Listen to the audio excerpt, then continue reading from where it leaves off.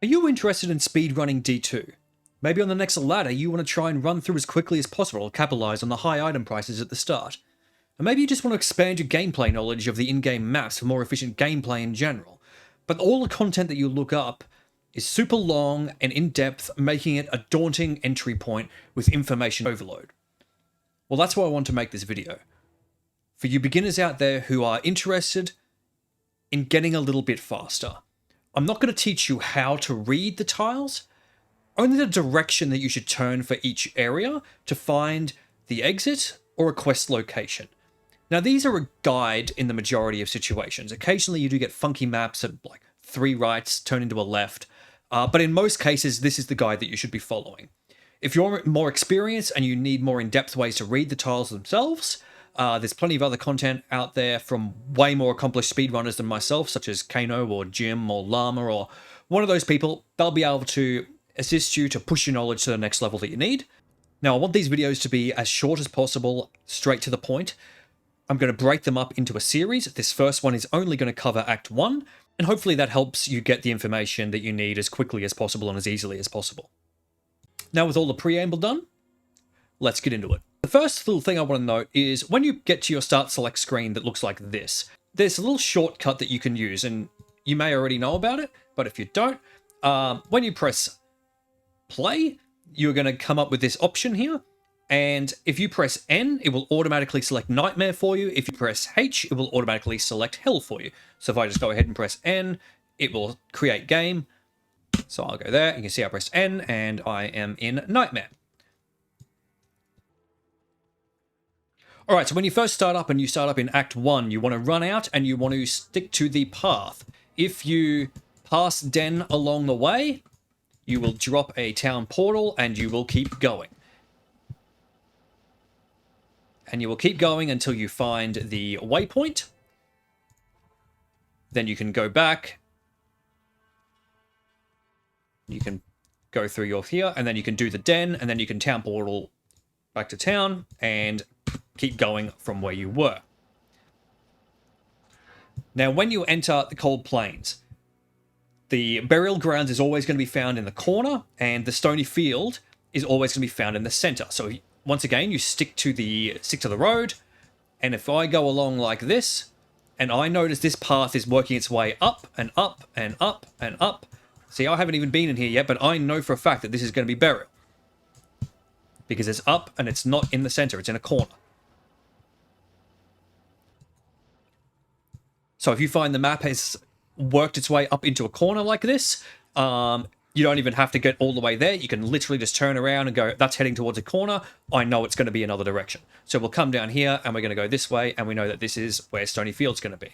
Now, some things to note in Stoney Field is the stones here. These stones are always going to be found next to the path, so you shouldn't need to deviate off those when you get there. When you get to the underground passage, you're going to find that, I'll just quickly zip around here a little bit, that you want to go straight when you get to the passage. So when I mean straight, I don't mean that you are going to come straight across. You do not want to come across like that. That is not straight. Straight is this tile here as a tile, and the exit for that tile, the only way to exit is this way, which means that is straight. That's the direction that I want to go. And if you get a deviation in a path, you always want to stick to the right. And there it is there. If I go to the left, I will get the level 2. There's level 2 there. All right. Darkwood. Darkwood, you always, once again, you just want to stick to the path. If you pop out of a hole in the middle of this map, you want to go to the top left. Zip my way through here. Once you get to Black Marsh, we are going to probably be looking for the tower a lot of times in Black Marsh. And when you are looking for the tower, what you should be doing is you should be sticking to around the center of the map, like so that you can sort of discover as much as you can on the bottom side of the map and as much as you can on the top side of the map. When you get to the tower, most people will already know this one, but everything in the tower goes left. So once again, this is our tile. Our tile is running out this way, which means I'm going to go this direction, and that will be my exit. Every level of the tower goes left.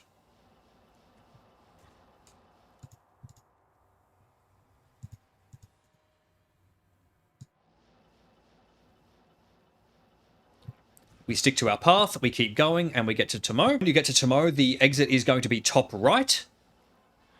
So we can follow our map up here. When you get to Cloister, there are 3 options for Cloister. I'll just pull up a little thing so that you can see my 3 options here. Basically, if you have this garden here, this cross, and you have a waypoint there, I know that I have to go straight ahead. And I'm into the barracks. If I had a fountain and the waypoint is on this side, I'm going to the opposite, so I'm going to go over that way. And if I come around here and I have the fountain in the middle, and the waypoint is on this side, I'm going to go the opposite. So you're going the opposite side of where the waypoint is on the fountain, and if you have this the garden cross, you go straight ahead. Alright, so into the barracks. The barracks only has 2 directions that you need to know, and that is left and straight.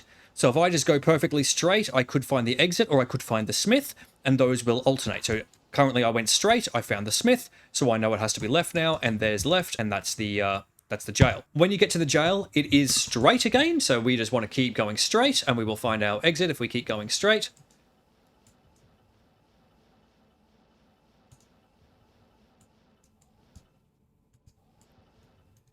Okay. Once again, straight. So we're going to keep going straight. It's going to be this way. Just keep going that way. It's going to keep going this way. And there it is. Is going to be left. So I'm going to go this way.